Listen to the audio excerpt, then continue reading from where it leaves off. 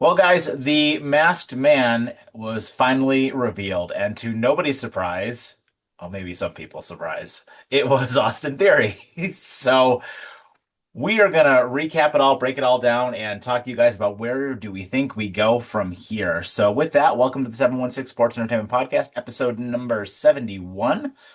And well, Sean, to nobody's surprise, Austin Theory was revealed as the Masked Man after the Logan Paul Rey Mysterio match. So, just a quick recap: after the news that LA Knight had been sidelined by Bronson Reed and Logan Paul's attack last week, Logan Paul congratulated Bronson Reed. Paul then asked Paul Heyman if the Masked Man would show up during his match with Rey Mysterio.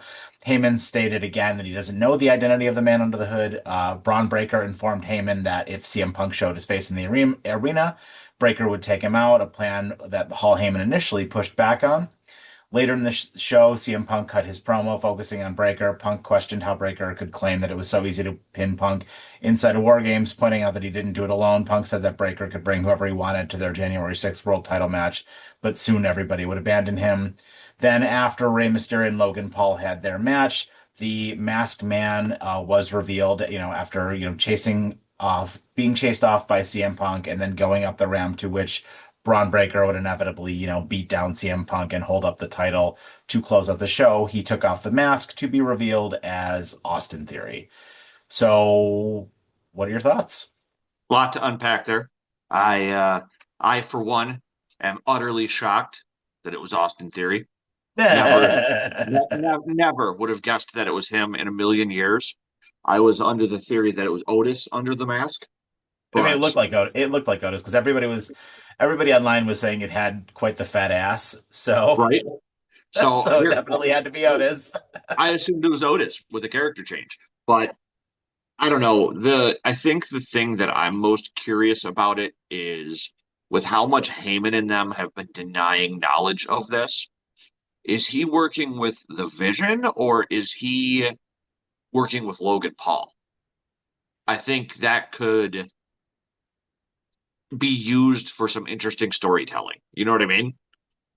So, a couple of things, and before we get into, well, what, let's talk about the theories, no pun intended, behind that.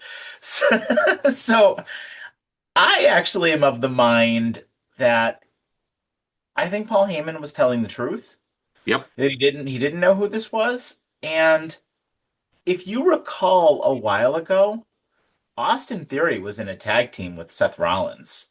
Yeah, he was one of his followers. I think that Austin Theory is working for Seth Rollins. And he's going to be like a And double agent.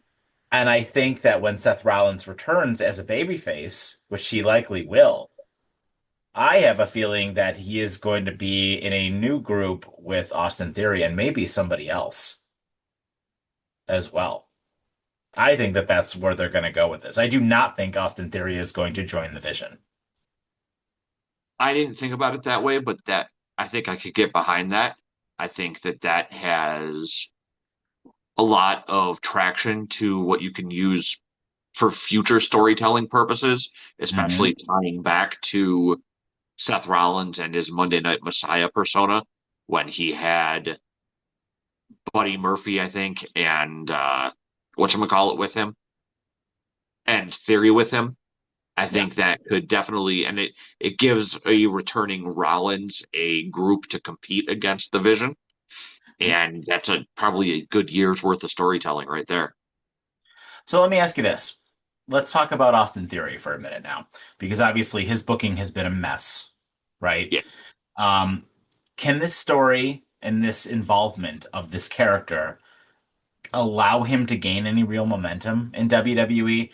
And I think even furthermore, like we all know that dude's got the look and the physical tools with which to be a star, I think. But, we all saw the nonsense that went on for like a year and a half with Grayson Waller. That was like that needed to end a year into the year and a half run that it ended on.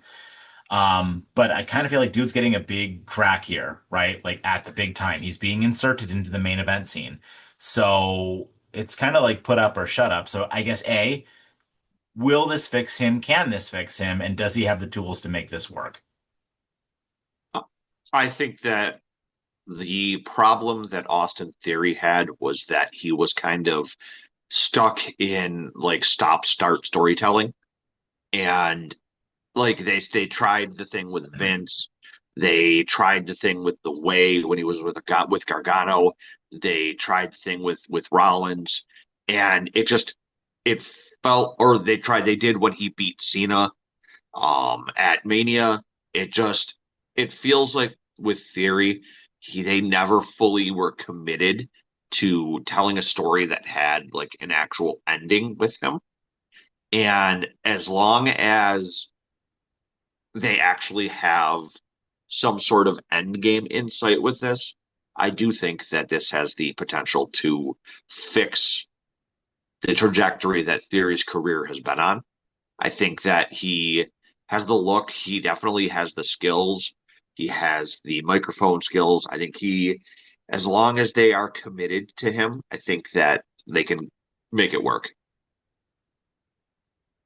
And then let's obviously get into everything. There's not much more to say about it, but let's just quickly touch on what CM Punk said in his promo, which was hilarious, by the way, and Braun Breaker's response as well. I think it was Punk's best promo in a while. Yeah. The fact that he was off TV for the last 2 weeks, I think that he needed to come out and make a statement, which I think he did. He definitely the made it feel like personal. And honestly, as much as I think that Braun should take the title off of him in their first match, I don't think I would hate it if he retained. I'm convinced he's going to retain. I think that Braun is going to go on to something else, and I no longer think that something else is Brock Lesnar. Neither do I. anymore. I have a feeling with other things that happened on this show, I think we're going to be moving Brock Lesnar in a different direction. Yep. I'm wondering if you and I are thinking the same thing.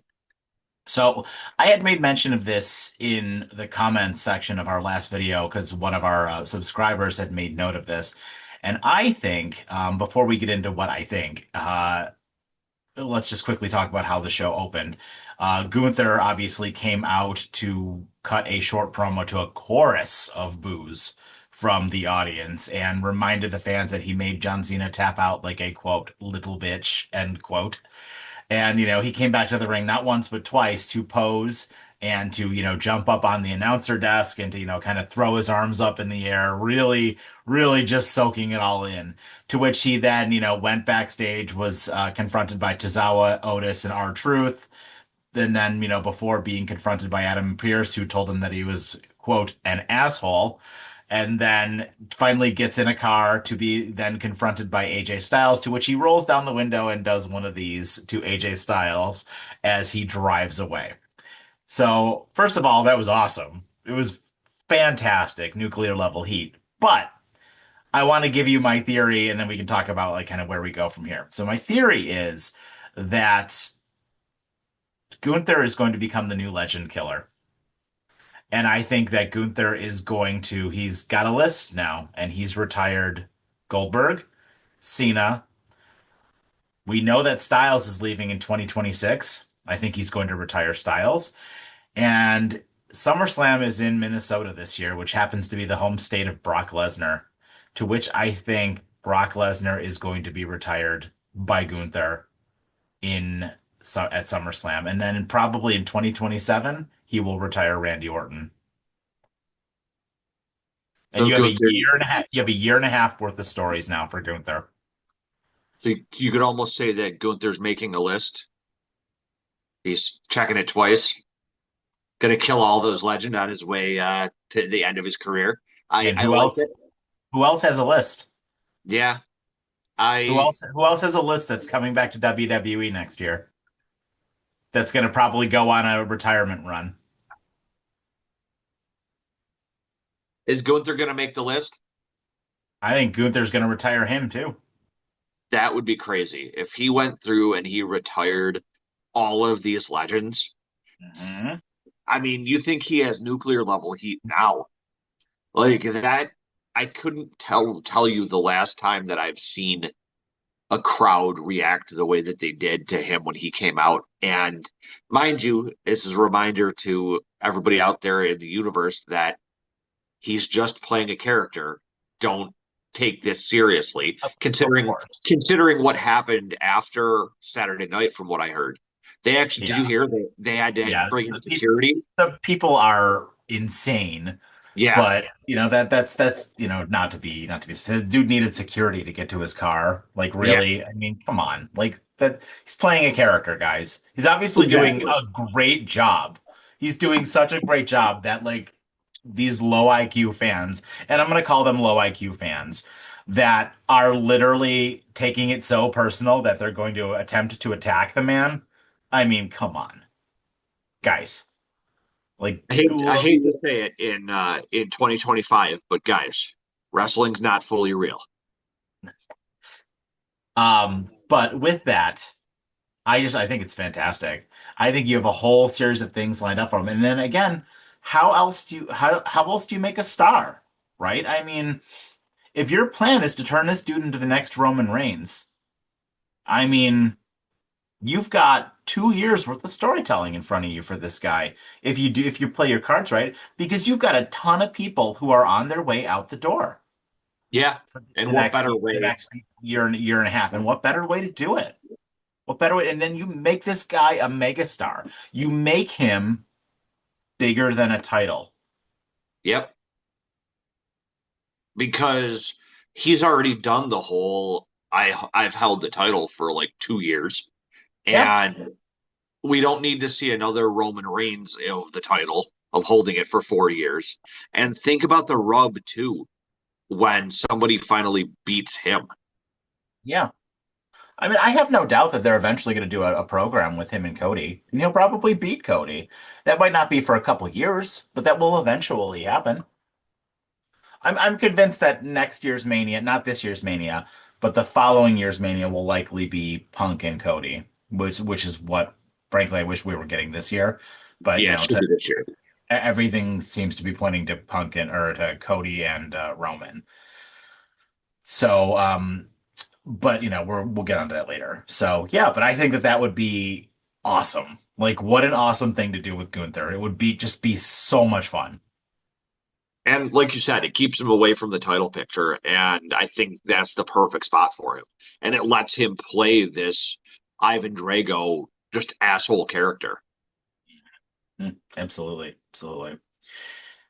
So we did have a couple of matches on the show. The Usos, finally fully reunited, did defeat the New Day via pinfall after hitting the 1D on Kofi Kingston. This match went on for a while, and it was a good Yep. match. It was nice to see the Usos back together, and it was a solid match, basically setting up the Usos to be the number one contenders to Styles and Dragon Lee for those Raw tag team straps.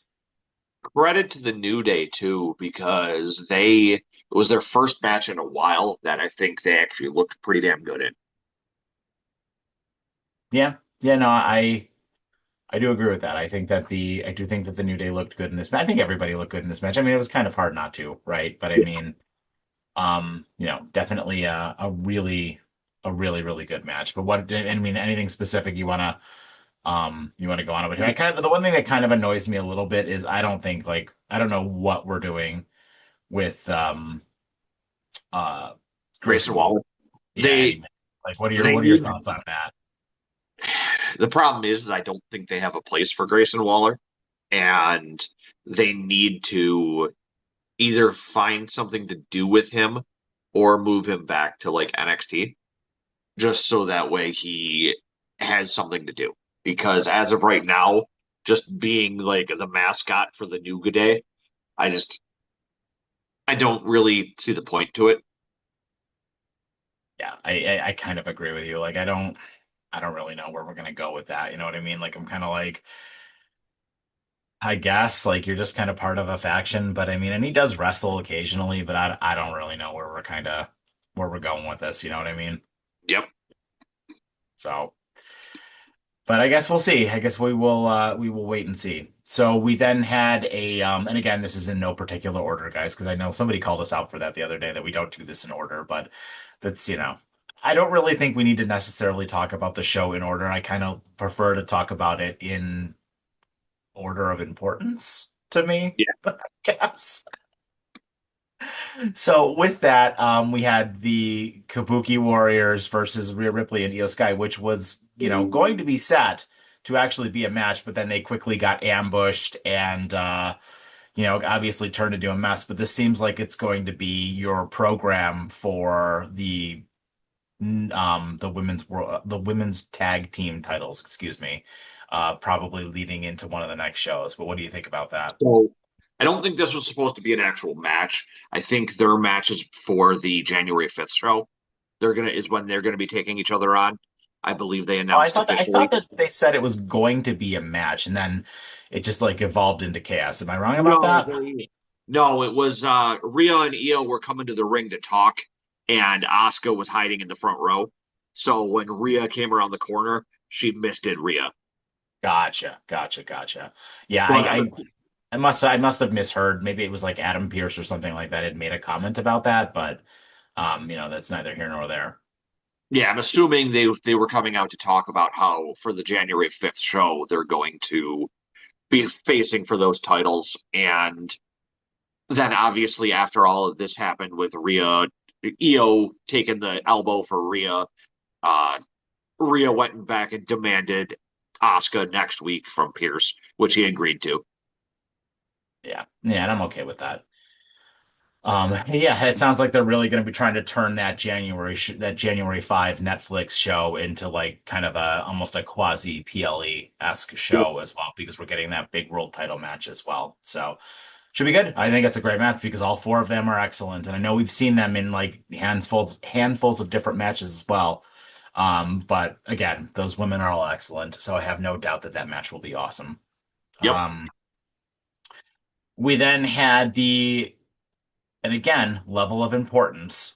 We then had the Women's Intercontinental Championship match between Maxxine and Ivy Nile, to which Maxxine, fresh off of her promos with Natty, which have definitely kind of added a bit of edge to her character, really looked great and made Ivy Nile submit with the ankle lock. And there was never a doubt here that Maxine was going to win, and she definitely had a level of aggression to her that I liked a lot.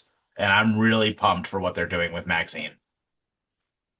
WWE is doing a fantastic job of making Maxine more than just a pretty face, making it so that she people will actually take her seriously.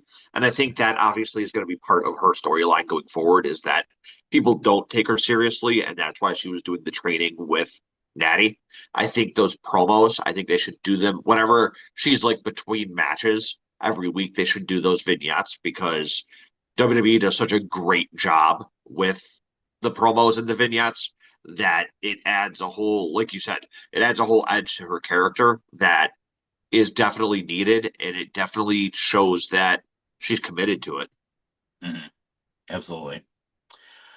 And then this led us to Stephanie Vaquer defeating Raquel Rodriguez via disqualification after interference from Nikki Bella. This match got a few minutes to get going, but this is obviously, I guess, we're kind of continuing the Nikki Bella thing here with Stephanie Vaquer, which really worries me that she is going to beat her. I kind of hope that it is just a blow-off match that they have at the January 5 Raw Netflix thing, but I am not loving that Nikki Bella is still kind of hanging around here. Hence why I put this last. Hence why I kind of think this is the worst thing on the show. We need to get a real feud for Stephanie here, like sooner rather than later. She's not in that WrestleMania poster, that video thing that they're doing with all the other women that are in the WrestleMania card room thing. So I'm a bit worried about her placement on the card, and it kind of makes me think more and more that this is building to Liv taking the title off of her.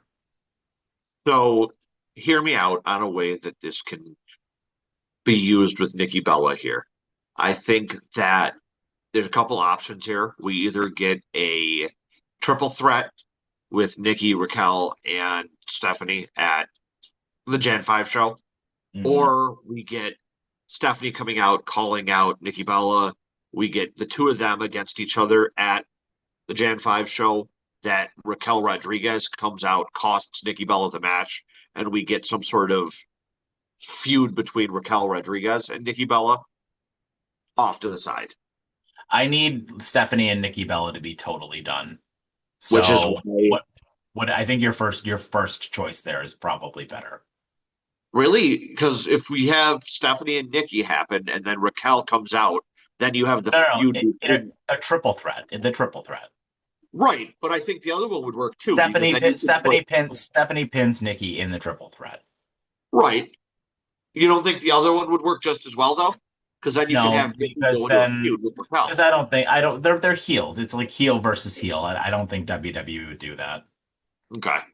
Then triple threat is probably the way they're going to go. Which also helps kind of further the tension between Liv and the rest of the Judgment Day Yeah. as well, because then Raquel would be inserted into another title match again, and Liv could kind of be like, "Oh no, it's all good, it's all good, it's all sunshine and roses," and she could secretly be plotting all of their demises, which is I mean, what she seems to be doing right now anyway. watch her facial expressions during any time she's talking during the Judgment Day segments. Exactly. I I give Liv infinite props. She has taken her character and really run with it. I'm really, really impressed with Liv Morgan a lot. And I think if somebody has to beat Stephanie Vaquer, I'm perfectly fine with it being Liv Morgan. I think her next title run is going to be awesome. And Oh yeah. I no longer think it's going to be Rhea now. Like I think I'm starting to think Liv might be the money match. Yeah. Because and it gives you a guaranteed heel versus a guaranteed face. Mhm. Exactly. So So that was Raw. What are your final thoughts on the show? It continues the trend of Raw being better than SmackDown. We are generally pretty consistent on that front lately. And hopefully, with going into the holidays where things are going to be probably pretty slow for the next 2 weeks, we will get things revved back up, go into Royal Rumble season come Jan 5th, and be good to go. I give it a 3 out of 5. Yeah, I like that we finally got the reveal of the Masked Man. I kind of glad that we didn't like Yep. wait too much longer on that because that kind of would have just gotten under my skin a little bit. And I love the conversation we just had about Gunther, and I really hope that that's the direction they go because it makes a megastar and it makes him bigger than a title because right now you've only got two titles and they are tied up with groups of people for a very long time. Yep. Cody's title is tied up with Cody, Randy Orton, Roman Reigns, Drew McIntyre, that whole, maybe Jacob Fatu. Like it is tied up with all those guys for a really long time. The other title is tied up with The Vision, Seth Rollins, CM Punk, all of those guys for a really long time, right? So, like, being able to insert another person into that is not going to be an easy thing to do. So, with that, I would say my final rating for the show is a Rack Attack out of 5. Rack Attack version 1 or version 2? Whatever she hit on Nikki Bella, whatever Nikki Bella took Raquel Rodriguez out with. It's the version 2. So with that is our show, guys. Thank you as always so much for joining us. Please, please, please hit that like and subscribe button if you enjoy this content, and let us know what you guys thought of Monday Night Raw down in the comments below. We appreciate it. We read and respond to every comment as always. And with that, have yourselves a fantastic evening and take care.